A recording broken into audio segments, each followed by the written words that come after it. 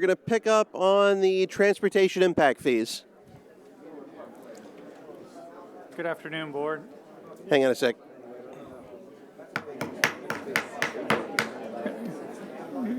Good afternoon, Board. I'm going to give you a brief overview. Is your mic on? I got a green light. Can you hear me? Yeah, now I can hear you. Perfect. Okay. I'll get a little closer. Sorry about that. Thank you. So I'm going to give you a brief overview of the past 30 years of the county's Transportation Impact Fee Administration. In 1989, the county established $855 fee for the single-family detached home, and this fee was in place for 11 years. A transportation impact fee study update was conducted in 2000, and it calculated a new rate of $4,353. However, when that went to the board for adoption, they only adopted it that rate at 27%. That remained kind of in effect with a 1% increase until 2007, when they decided to adopt the maximum recommended rate, which happens to be our current rate at $4,353. In 2009, the board adopted a impact fee moratorium, and that was in place all the way through 2016. The board directed staff to initiate the process to do a transportation impact fee study update in 2013. This study update recommended or calculated a new rate that, if it would have been implemented, would effectively increase the rate by 63.3%.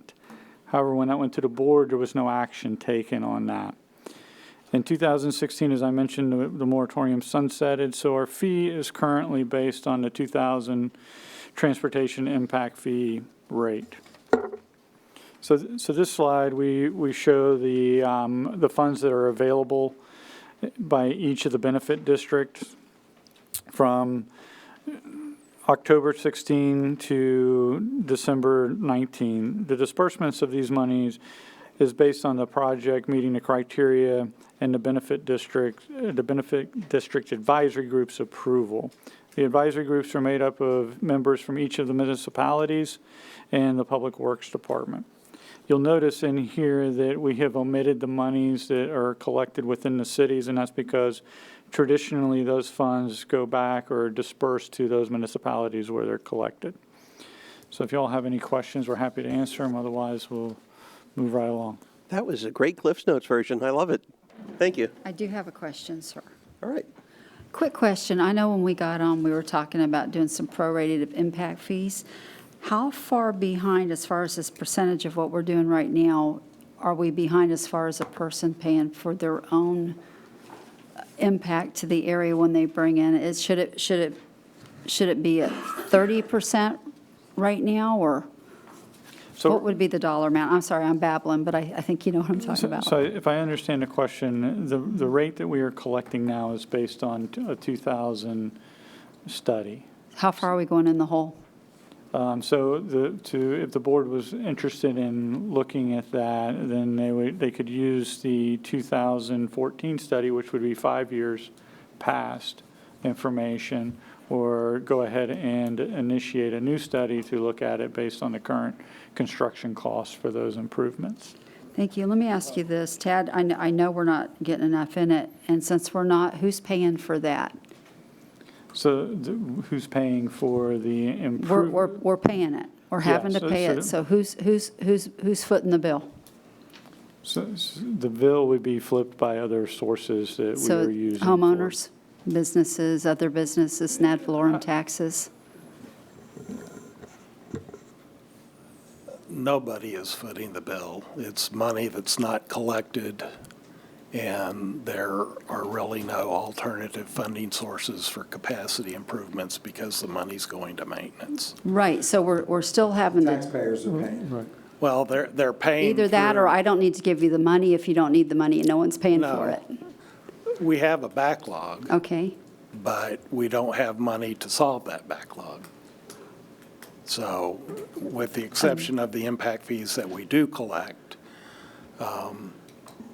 okay. the rest of it is just unfunded. and A the backlog of what? Because I know when a increases. business come in, we do the impact Yeah. fee, it's to cover costs. Capacity should be paid, right, by development. That's what it's supposed to be. That's what the impact fees are.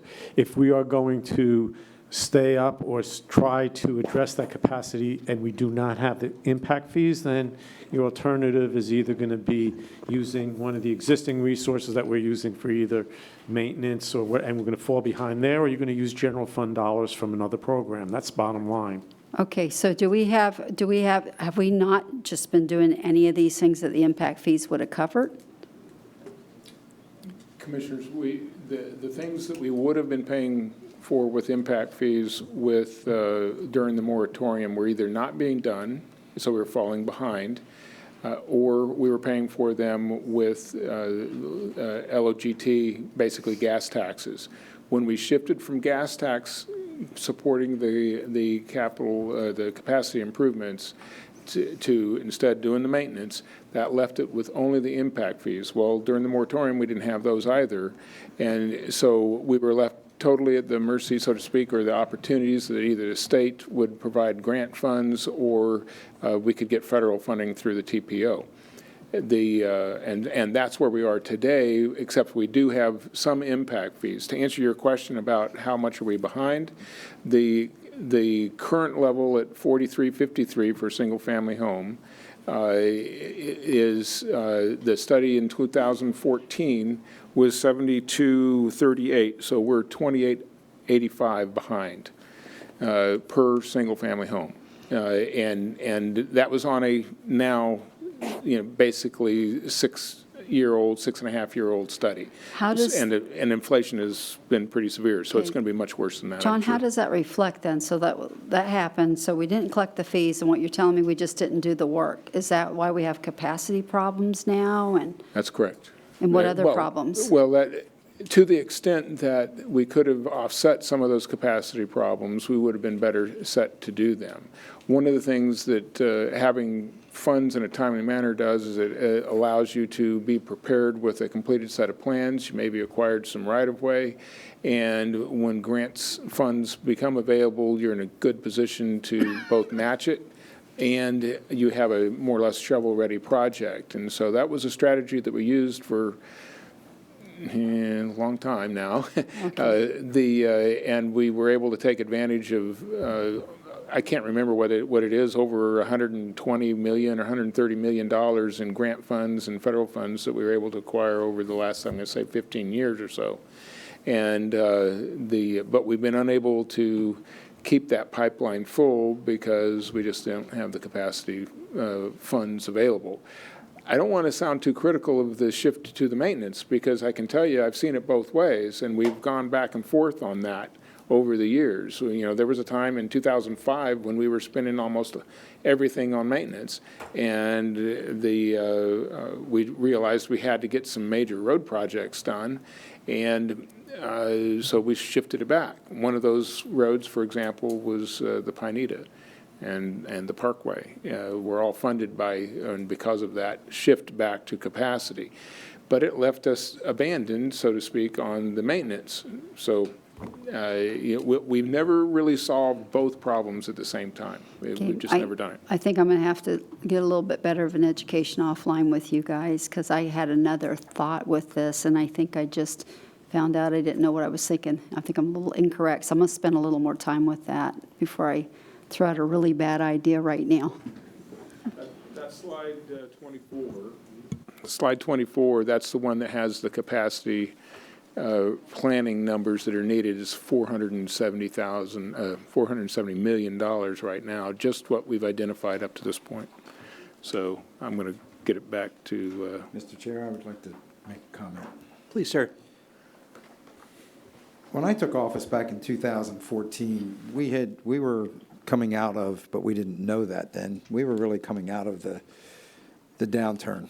And we had suspended the impact fees, and then I made a motion to make it a second year without impact fees, because I really was concerned for the developers, the builders, and of course the realtors as well. But that was 4 and 5 years ago. And I think it's time that we as a board start considering what our alternatives would be if we were to increase the impact fees. Because people are still going to come here. We're in a boom time. People are going to build houses, people are coming here. And the next downturn, who knows how long that's going to be? It could be a year from now, it could be 6 years from now. Hopefully, when it comes, and it will come, it's not going to be as devastating as the one that we had from '09 to '16. But in the meantime, we're having a lot of, as you have pointed out, capacity issues, and impact fees, that's what they were designed to do. They were designed to ameliorate the increased traffic, the increased amount of people living here, and the wear and tear on roads, the community. So I think that I really would like to encourage my fellow commissioners to start thinking about that. And would we, and I'm going to ask you because of your considered opinions here, do you think we would be remiss in not going to have another study to bring it up to date? Because as you pointed out, we've had quite a bit of inflation since the 2014 study. I think that it would be appropriate to do another study, and it may be statutorily mandatory anyway. There's a bill that's being considered in Tallahassee, I think still, I don't think it's been stalled or anything, that says that we have to have the studies updated, I believe, on a biennial 3 years, that's what it was. So we're already like twice as old as it's supposed to be based on the new, the statute. It hasn't passed yet, but presumably it will. And there's other things in that statute that will hurt us a bit as well. But so if we want to stay ahead of the statute, we probably ought to get a study underway. Well, I think it would be appropriate anyway, because it is 6 years since, 5.5 years since it was done last time. And I think it would give us some insight as to where we are. I'd like to make a motion that we do a study just to see where we are and what the possibility would be. Now, saying that, I know, as sure as I'm sitting here, that the realtors and the developers are going to scream like stuck pigs, because that's just what they do. But as I sit here, I'm just as sure that if we increase the impact fees, we're not going to see any less building done. Brevard County is the place to be, and people want to be here, people want to live here, and people want to build houses here. So I really don't think we're going to, I don't think any of our developers or realtors are going to suffer. If you're selling a $300,000 house or a $200,000 house or even a $100,000 house, I don't think if you put in a $7,000 or $8,000 impact fee and add that to somebody's mortgage over 30 years, I don't see that, I don't know what the numbers would be off the top of my head, but what's that going to be, an extra $12, $15 a month? I don't think that's going to keep anybody from building a house. And it would certainly make a big difference in the condition of our county going forward, because we've all driven on the roads, and we do have traffic now. We have traffic jams. We have periods of 4 to 6 o'clock at night. It's tough to be on the roads and get anywhere out here. So I think that it's important that we consider this. So I would like to make a motion that we do another impact fee study. Commissioner Pritchett? Can we come back and have that discussion maybe soon? Because Commissioner Smith, I was actually going to go in that direction until I started asking questions. And I just got some answers that I wasn't prepared for, which shows me I don't have enough knowledge. So I really need to do that. But I'm thinking, since we're talking about this being more for roads and stuff, I don't know, I was thinking maybe you guys would just start considering the thought of the Blue Ribbon study when they came back with some recommendations a while ago. And one of them was a gas tax. And I think that would be less painful. It's more of a user fee, and that goes towards roads and capacity. So maybe just kick that thought around, because I know you say that, but I think that might be really hard on a family trying to absorb those kinds of funds on a home. So not that I don't think that we should all pay our share here, but if we did something more of a user fee tax for people who uses roads for capacity in roads, maybe that's something to think about. Because I don't know about you guys, since we implemented the Lagoon Fund, I have no idea I'm paying that little extra bit when I purchase something. So I think that might be more of a thought we can move forward with to help alleviate some of the pain with capacity in roads. One of the other things, and I don't think this is the be-all, end-all by any means, but it takes at least a portion of the burden off, is the idea that's on for the next commission meeting on the TDT, the delta between the 16.6 that they projected and whatever it ends up increasing to. Again, that's not going to solve the problem altogether, but I'd like to at least make sure that we exhaust all reasonable alternatives before we start looking at raising impact fees. Not to say that I wouldn't, under any circumstances, consider it, but I just want to make sure that we're doing everything we possibly can and that that's truly something that's necessary before we go that extra step. And I'll tell you, if it looks like a majority of the commission would support the findings of an impact study, I'll vote to have the study. But I want to really have a better idea with Commissioner Tabaya here, whether it's at the next meeting or the subsequent meeting, whatever you feel comfortable in terms of when you want to bring it up. But if it seems that a majority of the commission is disinclined to raise the impact fees anyway, then there's no point in having the study. So I mean, I'll support it, assuming that if it has certain recommendations, the inclination would be to go that way. So I guess we're back. Oh. You had something, I apologize. And I don't have a problem doing the study, I mean, just to take a look, but I can't guarantee that I would be supportive of increasing them. However, I don't believe that it's going to be put on the family. I think if a builder wants to sell a home, it's probably going to absorb it maybe out of some of their profits, I'm not sure.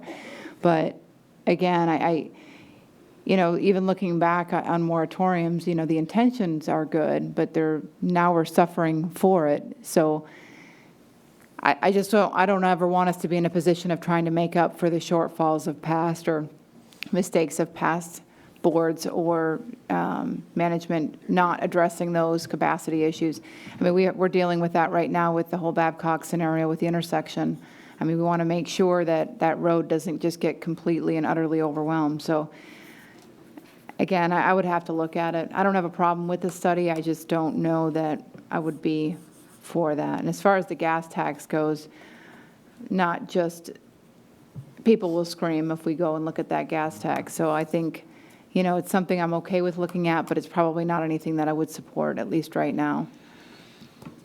But I do think there's some alternatives out there as far as addressing the Well, I would love to infrastructure. hear the alternatives, because I think that we need to look at these things. And, Right. the But maybe it's impact- something that goes back to the voters. Maybe we ask the voters if they're okay paying it. Maybe, but I don't want to just say, do it because it's easy. You know what I Right. mean? Because I don't it's the think easy thing anything, for them to anytime do. you're going to raise fees or taxes or whatever you want to call them, I don't think it's ever easy. But I think one of the things we have to look at is what's equitable.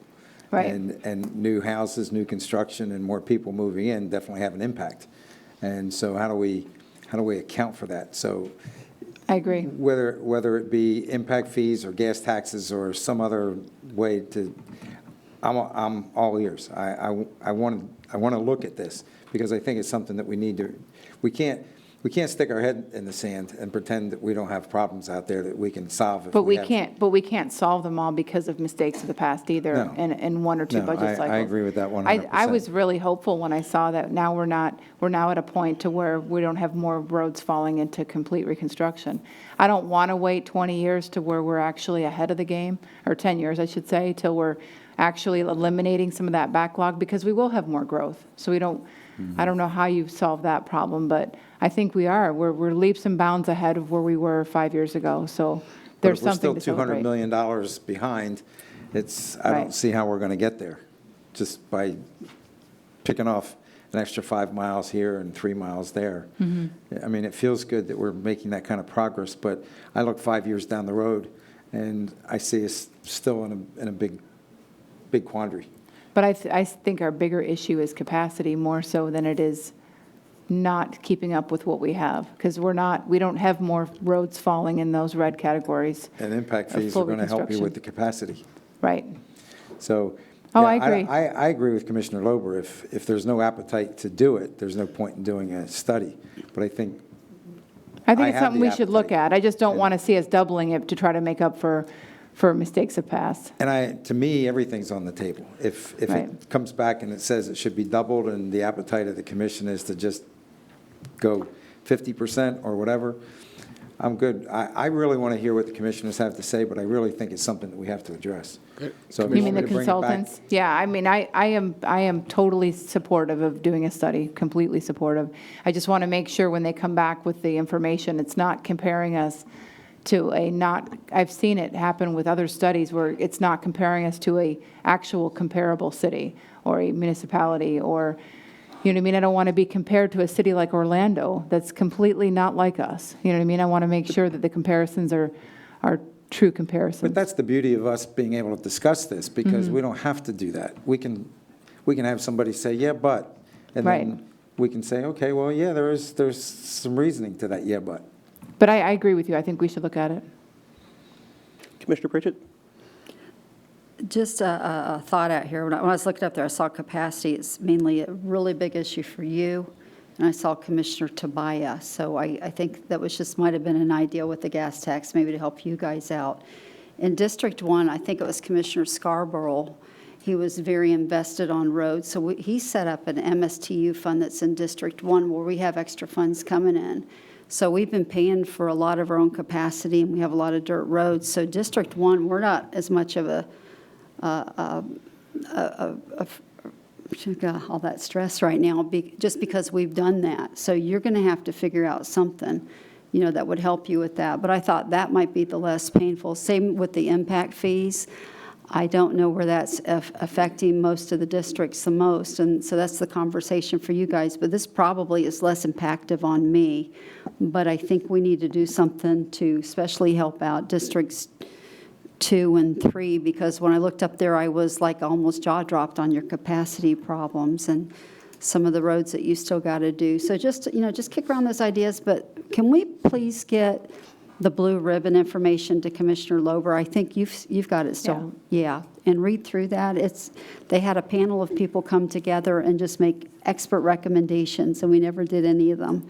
But some of them are minimal amounts that would be paid by each person, and even a lot with the tourists that would cover like an X amount of funds that would help in some of these projects. You know what, here's a good thing too. If we move more things over to user fees, we could possibly lower the ad valorem taxes, because then it wouldn't be on the homeowners and the business. Everybody would be paying for what they're using.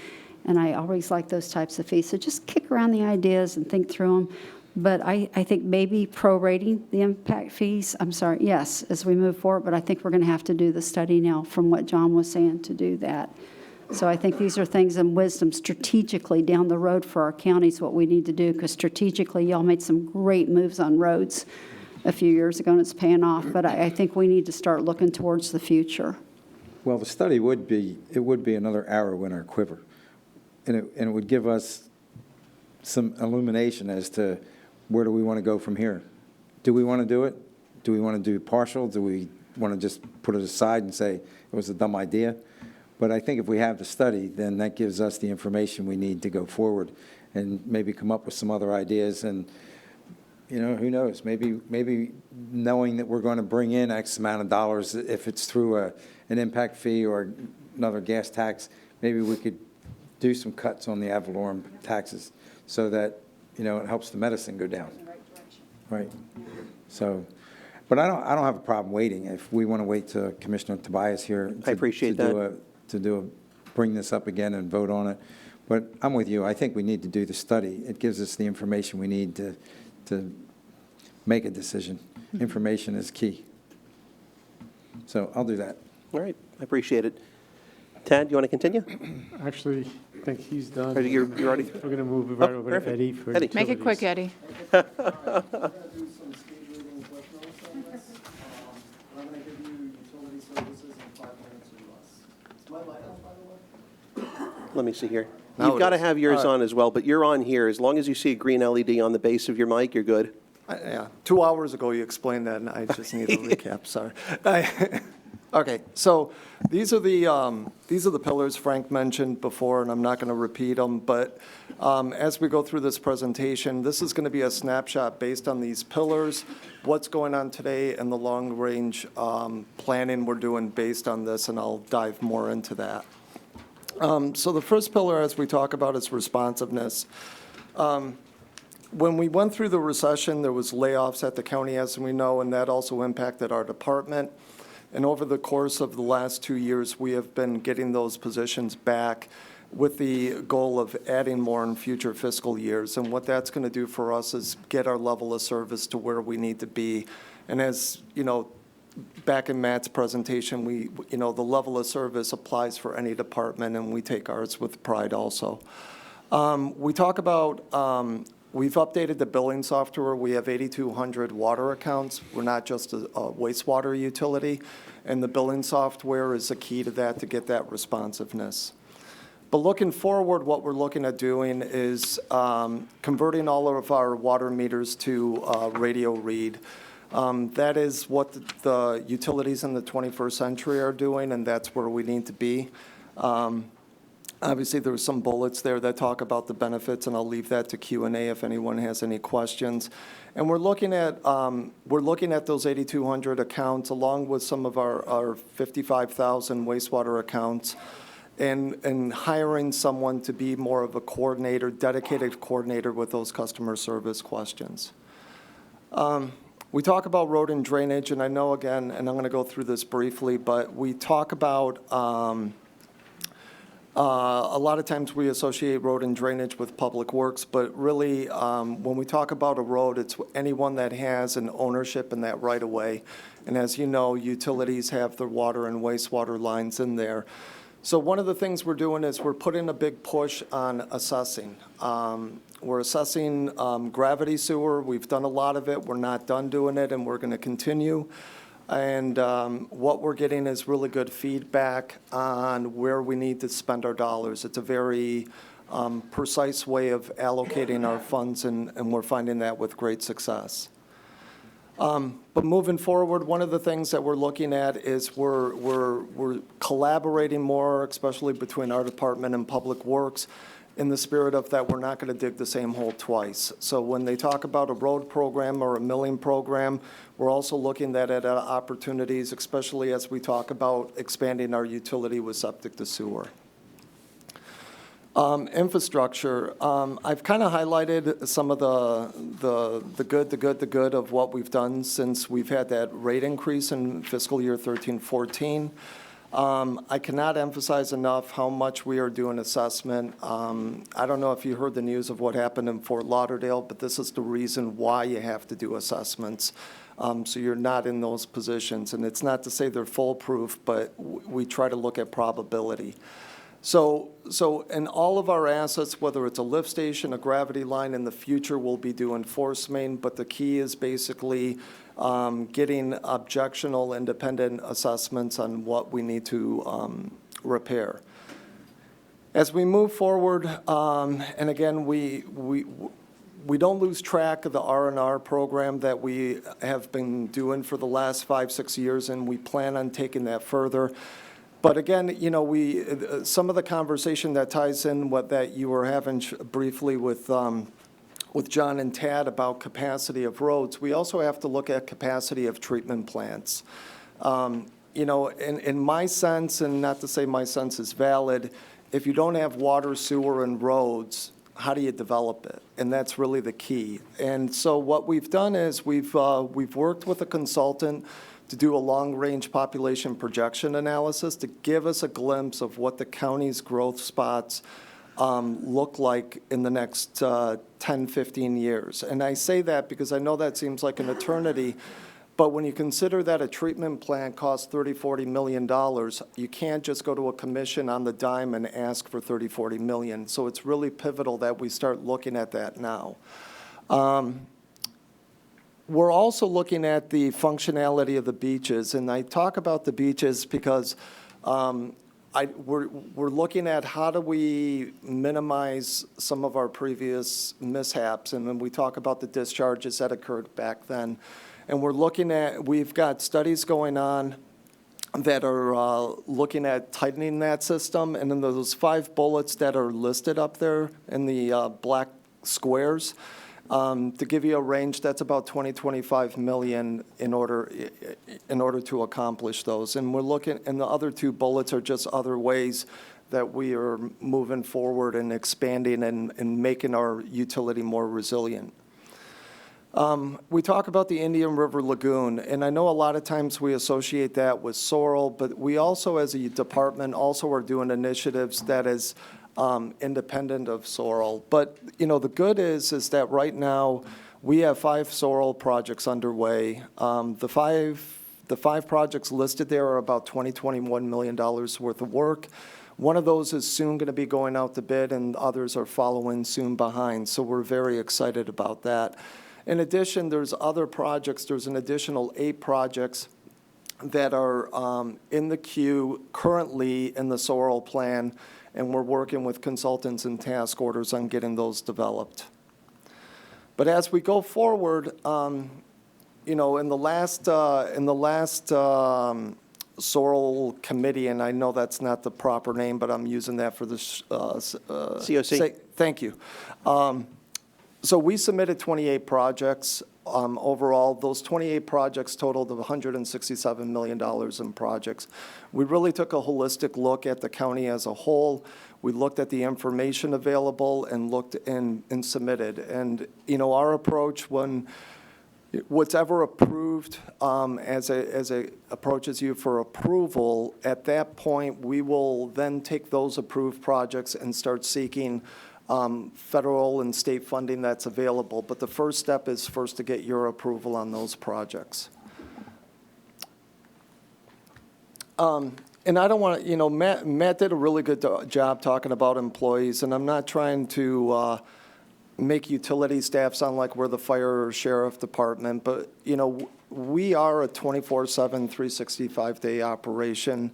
If you ever see our malfunction reports, they don't happen between 7 and 3. They always happen at some stupid hour and weekend.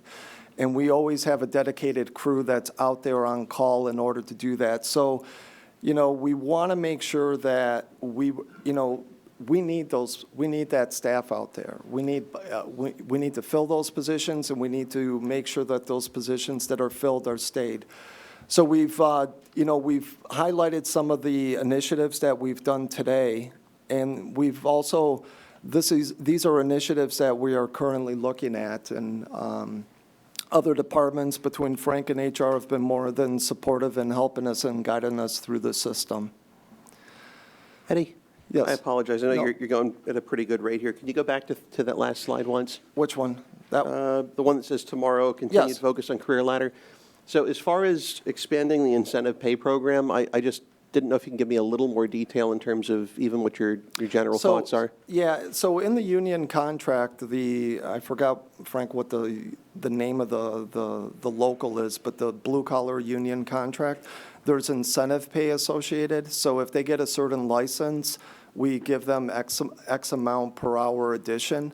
I don't think those have been touched in quite a long time. Okay. I've got a lot of staff that can't even remember the last time those rates were adjusted. So as we talk about, the CPI, rate of inflation and whatnot, we would just want to talk about seeing if there's opportunities. Thank you. So a lot of what we talked about, we highlighted that, just briefly, some of the big ticket items. We talked about 25 million and looking at tightening up what's going on in beaches. We talked about the 167 million that we've submitted in projects for SORL, with the understanding that based on the SORL formula, it won't get us to 167 million. So we have to look at grants and rate increases and other means in order to bridge that gap to accomplish the goal. And we've looked at other initiatives that, again, if you don't have money, it's tough to do. And so the point of it is we've done, I'm actually really proud of what we're accomplishing based on the rates. And a utility typically 80 to 90% of the revenue is associated with the user rates. A lot of times we talk about connection fees and whatnot, but from a utility, it's really that monthly bill that's getting sent out. And if you do a comparison, and this isn't up to date, it kind of gives you a perspective on a bar graph on where we are relative to other utilities.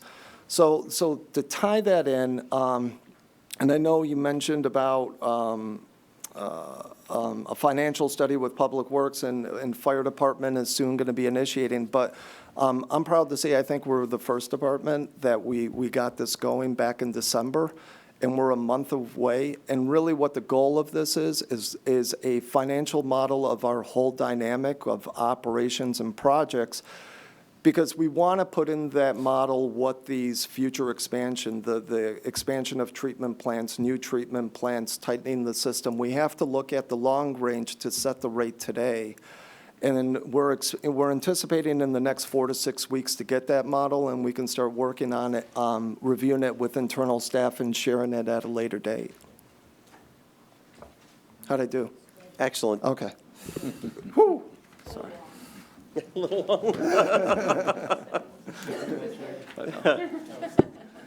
good? All right, any questions for Mr. Fontanen?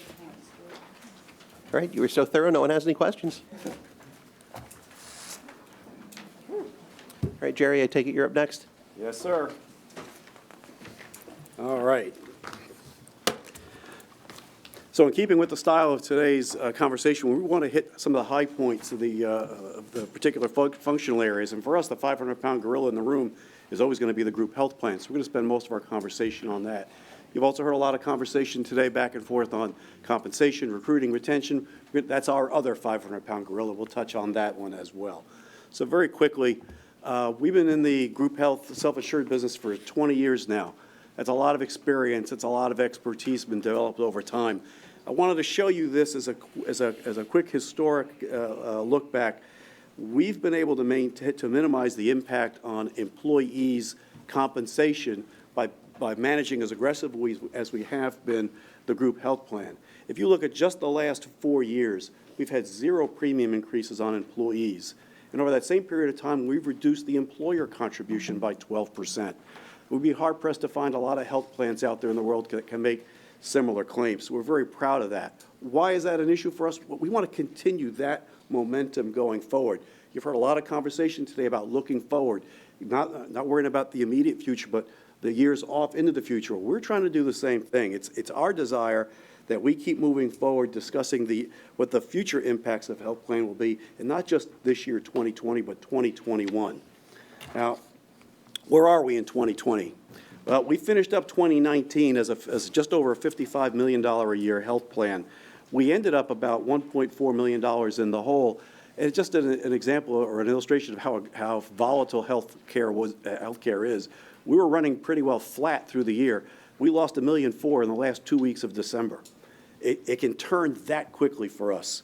Now, with that said, we're still in a very healthy place. We're still holding about over $35 million reserve right now, but we're holding that against our statutory requirement for our required runoff of $12.4 million and our GASB 75 liability. GASB, remember, Government Accounting Standards Bureau, post-employment benefit. It is the projected cost of retiree health care. So we've got funding to meet all of those obligations, and we're pretty proud of that. But what I want to show you is the projections going forward.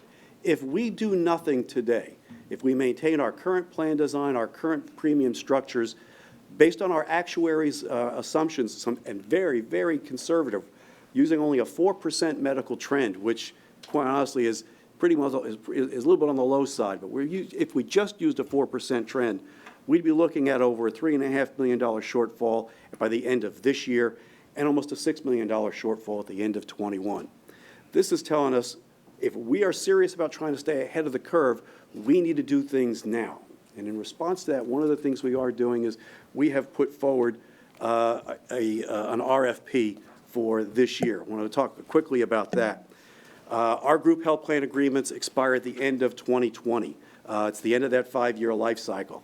We have an RFP on the street as we speak. Monday, this week, we have a pre-bid conference with those vendors coming in. So we are well along in that process. Our hope is that we'll be able to get that RFP completed and have decisions from our insurance committee to the board, either by your last meeting in May or your first meeting in July.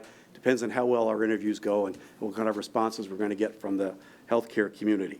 What we're thinking we have to do to stay ahead of that curve is we are contemplating the need to reset our plan designs and/or our premium structure to make those adjustments in 2021 so that we can keep our costs relatively more receptive to our employees, less expensive than they could be if we just maintained our status quo. We have explored several options. I'm going to share with those of you in just a second.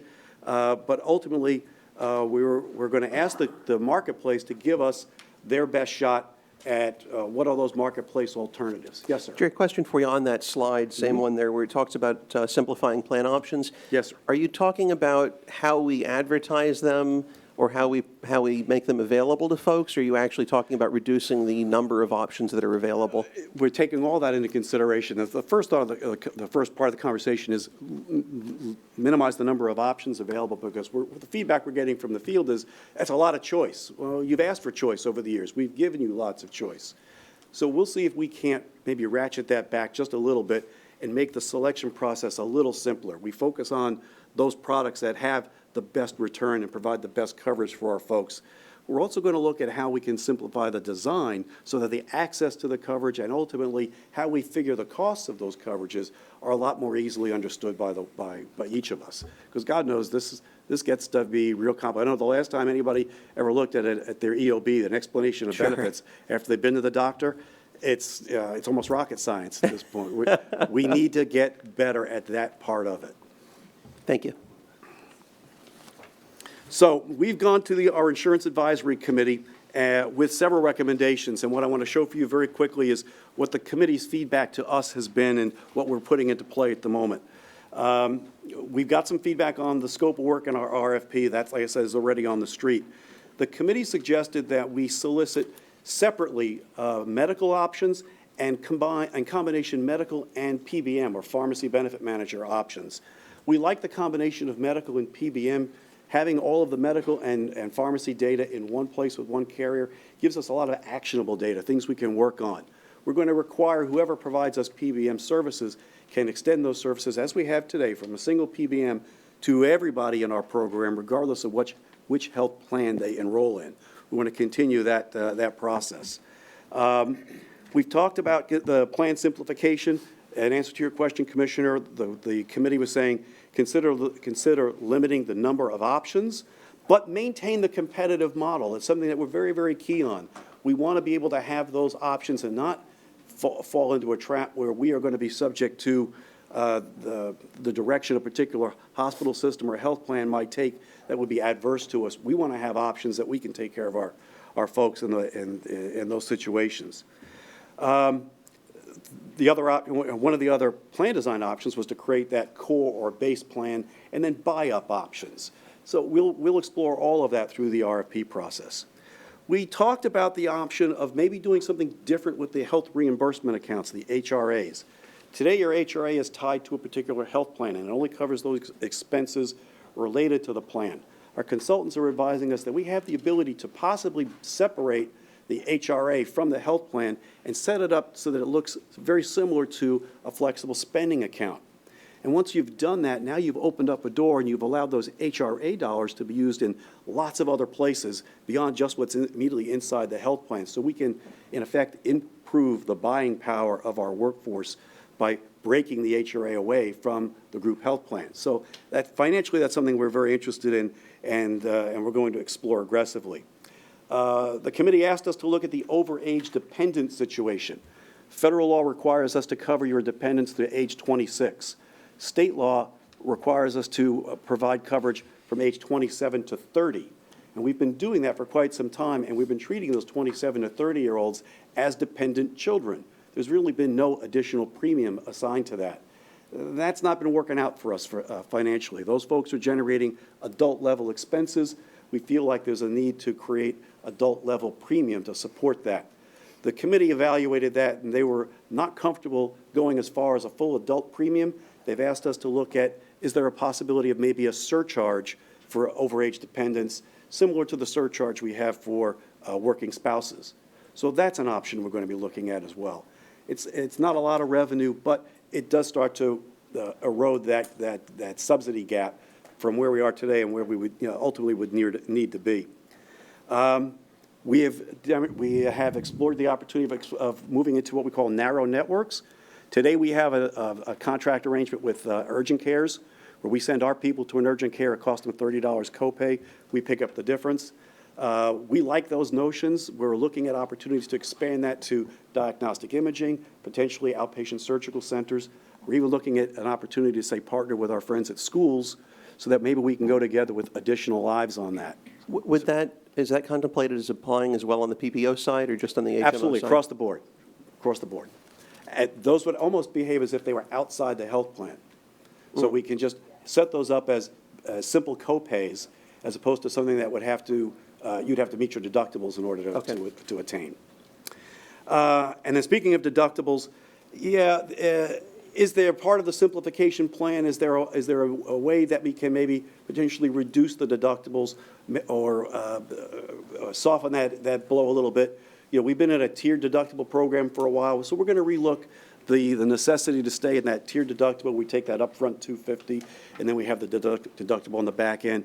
If we do that, however, we got to just caution everybody, if there were reduced deductibles in the future, then we think we have to also have a corresponding reduction in HRA credits, because we don't need to be in a position where HRAs are funded in excess of what out-of-pockets or deductibles would be. So all of those are the significant group health plan issues that we're going to wrestle with.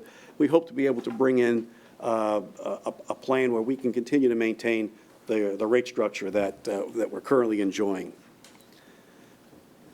Too quick, too heavy on the trigger. Recruiting retention. County manager mentioned early on, we did the Evergreen studies about a year and a half ago. 94 classifications were evaluated, 24 counties, 26 cities were in the comparison. The broad stroke results of that, Brevard County is about 10.7% average salary below the average minimums of those other surveyed organizations. 40 of our classifications were greater than 10% below the midpoints. We know where we are competitively, that these are issues that have to be addressed. We're trying to make inroads there. We've made several COLA adjustments over the last couple of years to continue to erode at that. County manager has already suggested to you that we're looking to do another 2% this year. Those are things that are going to help us with our retention. There are still gaps that got to be closed, but we are wrestling with our financial realities here, what we can do and how fast we can do it. We'll at least make those efforts. You heard utilities talk about career ladders. As an organization, we've created 23 career ladders so far. We have another 15 underway. Career ladders are another great way for us to retain talent that have acquired skills over the years that have created value for the organization. Instead of having somebody locked in a flat position that forever you're going to be this mechanic, well, now we can have a mechanic 1, 2, 3, 4, and we can pay you accordingly based on the skills you've acquired that add value to the organization. So we see that as a tremendous tool for us to continue to work with. Recruiting, huge issue. 2.8% unemployment. This is a tough market to recruit in, but we're doing a lot of stuff at the moment to get us there. Actually, we're actually recruiting right now for a recruiter. We're going to bring somebody on staff full-time to put a lot of energy into how do we fill vacancies. This year we've we hired a volunteer coordinator so we can handle a few issues there as well. We responded to Citizens Budget Review Committee recommendations that were made in the course of the year. We met with them a couple of times this year. And one of those recommendations was to expand internship programs in high schools and college students and consider recruiting seniors to fill vacancies. Well, we're doing something in all of those areas and very aggressively now. We have a contract with a group called Employ You, who is working with the schools to place all types of students. They're willing to place students who are on the spectrum from special needs to gifted. And we've had some success in taking those students and putting them into workplace operations for us.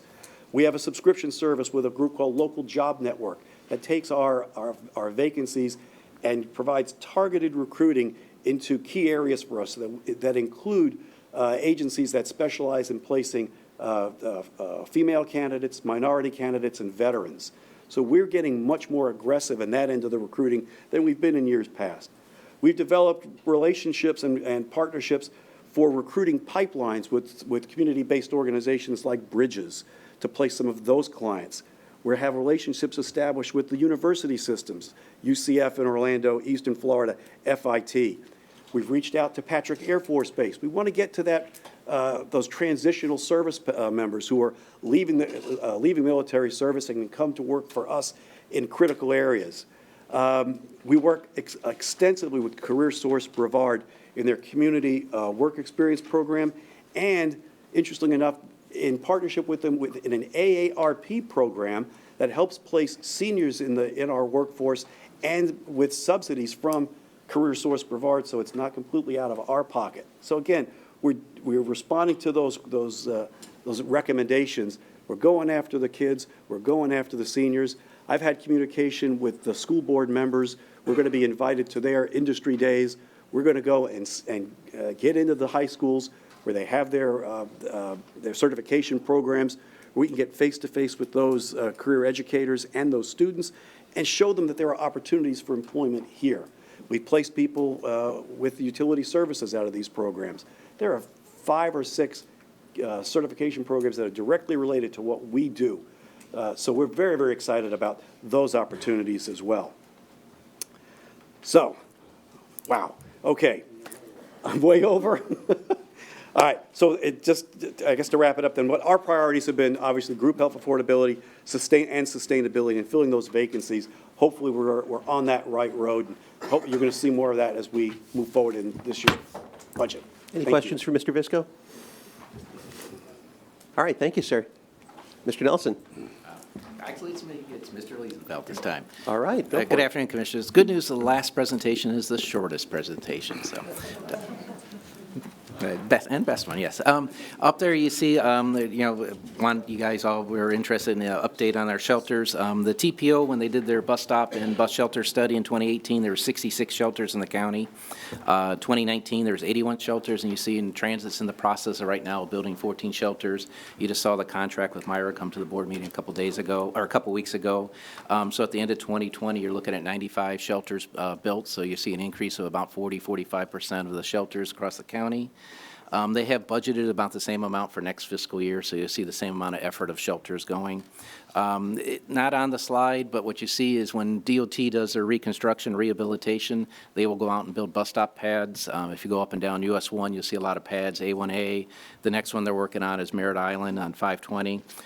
So above and beyond just shelters, you're seeing pads going out there.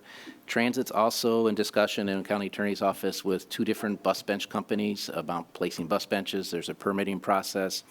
It's going to take a little while. To be honest, they don't want to go full ADA, so it's going to compliance, so we're going to have to talk to them about that. But you'll see there's bus bench companies out there, and should add there's somewhere in the neighborhood about 340 bus benches out there. So 45% of the bus stops, there's about 950 across the county have shelters or benches, and a number of other ones are getting pads put in. So not everything's just a pole in the grass anymore. So they've done a pretty nice job. And then it should point out a lot of the shelters that were built, they were a little bit easier ones. What Transit's focusing now are a little bit more difficult, a little bit more comprehensive. It's just not putting the shelter in the ground. You have to engineer it. You got to build it. If there's not an accessible path, you got to build an accessible path to it. There's even the Merritt Island Library that, the crown of the roadway is higher than the sidewalk, so you got to work with the slope. So it isn't just putting a shelter down in a piece of ground and then building a little sidewalk. So it takes a lot of engineering, a lot of construction. So that's what they're working on. Next slide, thank you. Last year, this current, I thought he had it there. Last year, you guys, you voted to fund 2 additional paratransit routes. So Transit's brought to y'all route expansion. This is in priority order. They have to put together a 5-year, it's a 10-year plan now for transit planning needs. So these are the next expansion areas in terms of priority. It says central Titusville. More accurate might be center Titusville. The route the main route up there is mainly around the perimeter of Titusville, so it misses De Leon and Barna Avenue. There's a lot of customer requests up there. It models pretty well for a transit market. Kind of a comparison in population, Cocoa Rockledge has just about the same amount of population as Titusville. Cocoa Rockledge has 5 different routes served by 9 buses, and Titusville has 3 routes served by 4 buses. So in terms of service expansions, service coverage and hours, you can say that Titusville's underfunded, so that would be their first priority. South Beach Connector, Route 26, operates from 12th Street in Cocoa Beach all the way down A1A to 192 to the Melbourne Airport. So the bus comes by every 2 hours. That's just pretty poor service. Over the years, we haven't figured out how to make it better, because the only real way to make it better is you actually have to add at least a whole nother bus route to it. So the idea there is add a second bus to it, and then you break the route up into 2 separate routes. You keep one on the beach up and down A1A, and then you put one on the mainland and have it make some kind of connections across the causeway, so you have a little bit better connecting. So I always tell you guys, headway's the term of how often a bus comes by, so you're reducing that headway from 2 hours down to 1 hour, and there's one other route that is above an hour, but every other route in the system, over the years, we've been able to get it to 1 hour or less. So this is one that really needs some working on. And then last but not least of the expansion is Port St. John.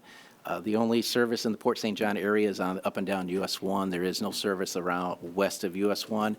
Honestly, this would be a little bit of a service area coverage as opposed to ridership. There's not a whole lot of commercial there. 10 years ago, we modeled Grissom Boulevard, modeled pretty well. I'm not sure if that was the connections in Cocoa and Rockledge or just Port St. John. But we have a lot of people that move out to US 1 to get to the bus route, especially the Camp Road, Camp Road area. So that would help with the service area. And it would help quite a bit with the route up and down US 1, because it's a little heavily used. It takes time to board people, so if you can disperse the ridership a little bit, it can run a little bit better on time.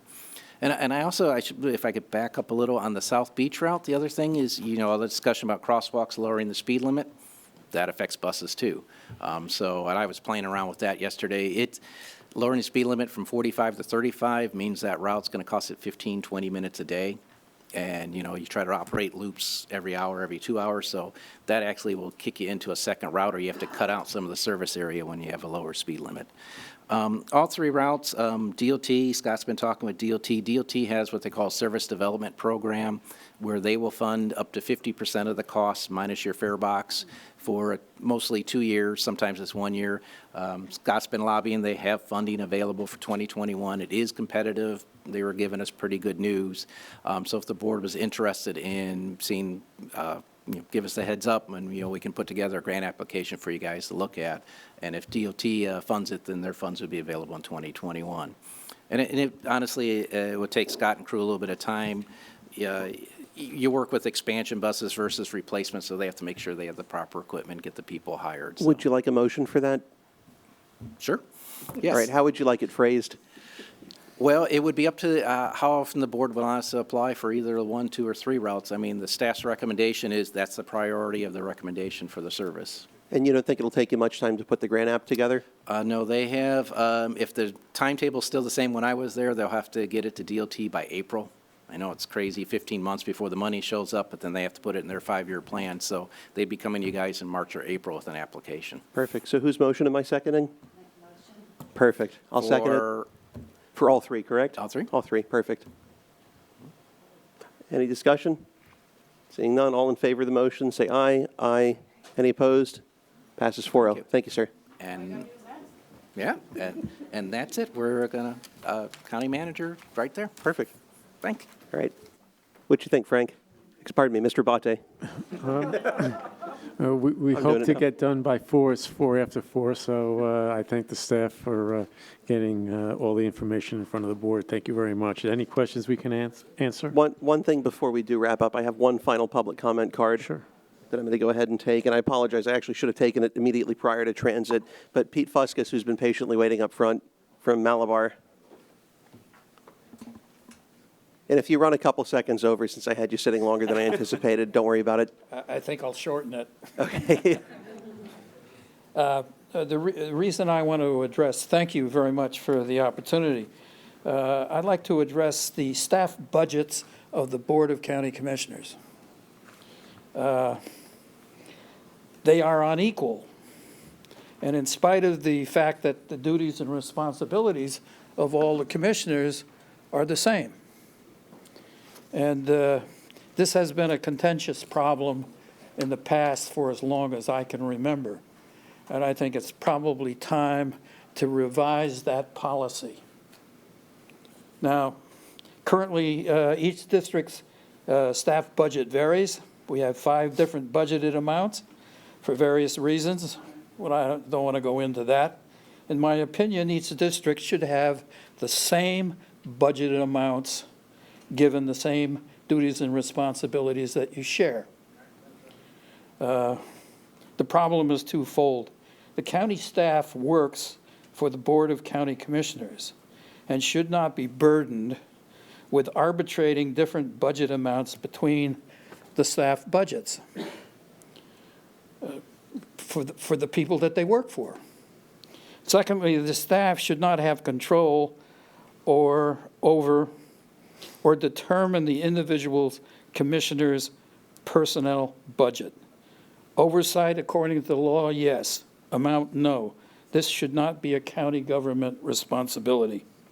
It is like the tail wagging the dog, and financial control is on the wrong end of the dog.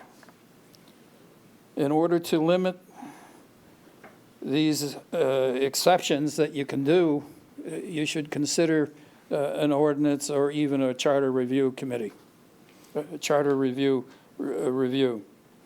I would like to bring this before the Budget Review Committee this year, and I respectfully request that you consider this in your budget deliberations. I really think, because it's been so contentious in the past, that it's probably time to have a new policy, and I would appreciate your consideration. Thank you. Thank you, sir.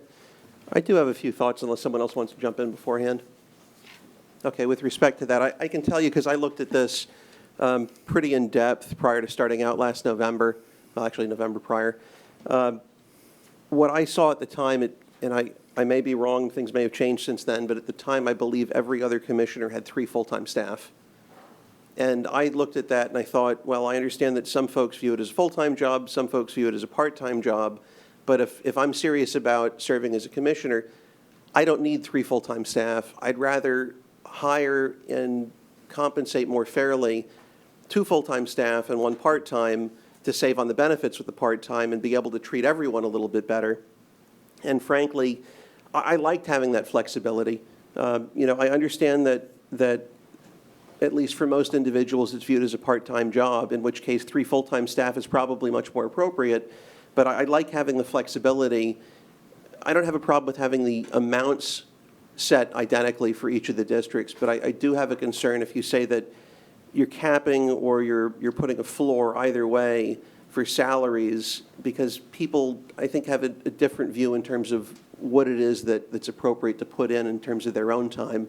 So I don't mind spending more time than some other folks may, but I just don't want to be penalized for spending more of my time in the position, which allows me to treat my employees perhaps a little bit differently by making the modification that I mentioned. So I don't know if other folks agree or disagree, but that's essentially where I'm at.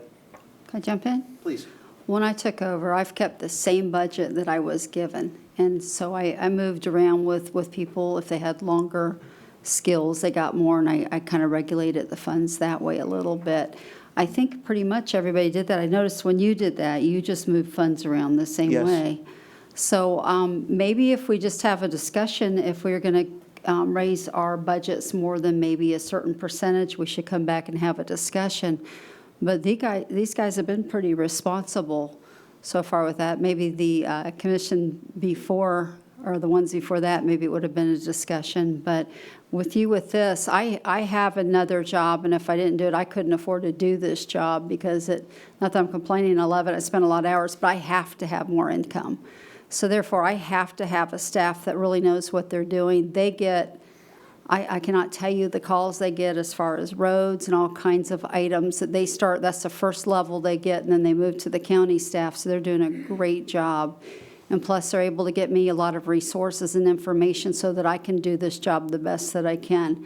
So I'm guessing you guys have the same thing, and so I don't know that I even pay them enough, considering all the pressure that I honestly put on them and what they do to serve in their capacity for the district we have. I wouldn't mind having that conversation if you guys want to. Maybe if we go to raise it over a certain amount, that we do it. Because what happens too is as soon as we raise one employee's up, we're going to have the rest of our chief of staff thinking they're not loved and pay that amount either. So maybe that could be something we could do. But I think we kind of leveled out at this point. So that's just my input in this. Any other thoughts? Yeah, I just want to say, and I guess with each commissioner in each district, each role is unique. Like you said, you may have a staffer that's required to do X, Y, and Z versus somebody who's been, I can tell you one of my staffers was with the county for several years before she came to work for Commissioner Anderson before me. So there has to be some value to that rather than to just say your job title is worth X. But our budgets, and you and I spoke about this the other night, our budgets are all approved by this board. So we're not only accountable to the board, we're accountable to the people that we represent in our districts, to the taxpayers. So our budget's available, it's not hidden, it's not anything that's snuck to the manager to say, here, go ahead and approve this. It has to come before the board, and any adjustments made with that have to come before the board. And if someone doesn't like our budget or someone doesn't like what we're paying our employees, then that's something that we're accountable for. But I can easily say, and with full, justification, that my staff, I try to take good care of them, but they're not overcompensated. They're compensated for the job that they do based on their experience, their degrees, et cetera. So, Well, that is very good, and I appreciate what you're saying, but when I was in the legislature, each representative had their own budget. Each budget was the same except for leadership.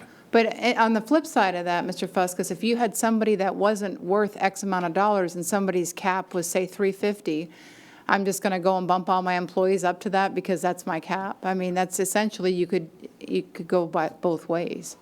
Well, I'm not sure that I would have appreciated anybody telling me how to spend my personnel, who Right. to hire, what to pay. I mean, I had a lot of interns. I had a lot of free people working on my behalf, but And I wouldn't even be opposed to a cap, but as far as set positions with set salaries, Right. you can't because people have longevity. Like I said, I have a longtime county employee that was making far less than some of her equivalents. But what do you do at that point? well, the cap is only for the current fiscal year. The next fiscal year, you can either raise it or lower it, however you want to But do then it it. almost makes the rules arbitrary. Like I said, you just come in and ask for an adjustment. I mean, again, I appreciate what you're doing, and I think I have no problem with it. I'm just saying it can be so easily changed by future commissions that, your efforts and your intentions could be for naught, if that makes sense. I'll just tell you, Pete, one of the other things, just thinking about it for a moment here, in my office, part of what I use Fritz for, and it sounds terrible what I use Fritz for, but part of what I have Fritz doing, it relies on the fact that he has a JD and he's practiced law, in fact, longer than I've practiced law. And I know that Ms. Bentley and her office are probably tired of all the emails and communications I have with them. I think there was something that came out in response to a public records request that showed that I had more emails with Ms. Bentley than every other commissioner combined. But it would be even worse than that, and that would be magnified if I didn't have someone else that was licensed to practice law right in the office. And it's not to say that he's used as in-house counsel on a daily basis, but there are a lot of things that I'll run by him that if I didn't have him there in that capacity, I would have to run by her office. So the compensation, I would tend to just echo what you've heard in terms of I'm not fond of limiting it to the particular positions. I think, however, as Commissioner Isnardi said, if there's a cap that's set for the office as a whole, I could see that being reasonable, but I'd like to be able to work within that cap in a way that fits my schedule and the folks that I trust to work in the office. Well, I think that's the objective of the recommendation, but you all should be, excuse me, Yes, you sir. should all be equal. And then within that cap, you can spend it any way you want. You can hire one person, two people, 3, 5. It doesn't make any difference. But your district's commissioners are equal, not only in position and responsibility, but in your budget. So that's. Yeah, I'll throw out there, I mean, if that's what you're asking for, and I apologize if I misunderstood it at all earlier, I could potentially support something like that if someone wants to bring a motion down the road. But I would like to have a conversation with Mr. Visco to kind of hammer out some concerns that, some of which occur to me now, some of which may occur to me as I'm processing this a little bit more. But I'm not opposed to that. I think it's an interesting idea. Well, I'll just chime in. When I was elected, I was told by the county manager at the time, Stockton Witten, that I had a $150,000 budget for my office. And I could hire anybody I wanted, as Mr. Fuskus is saying. If I have 3 people, I can pay one $50,000, or I could pay all 3 $50,000, but I can't go over 150. Or I could pay one person 100,000 and the other 2 25,000 apiece. It was my call. That was the limit.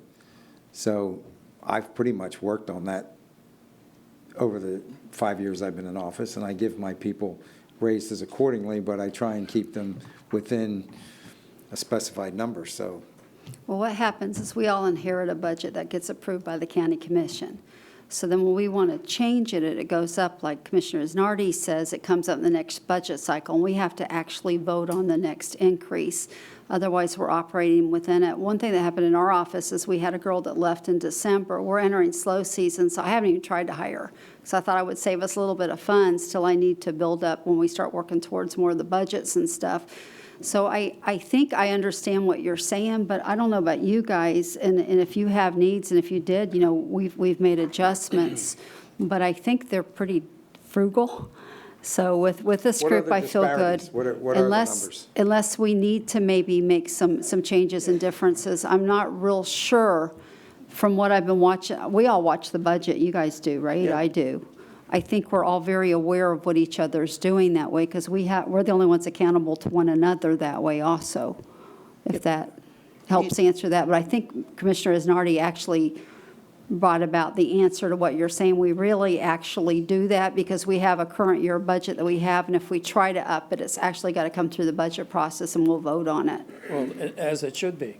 Yeah. But the disparity currently, it goes from 314,000 to 345,000.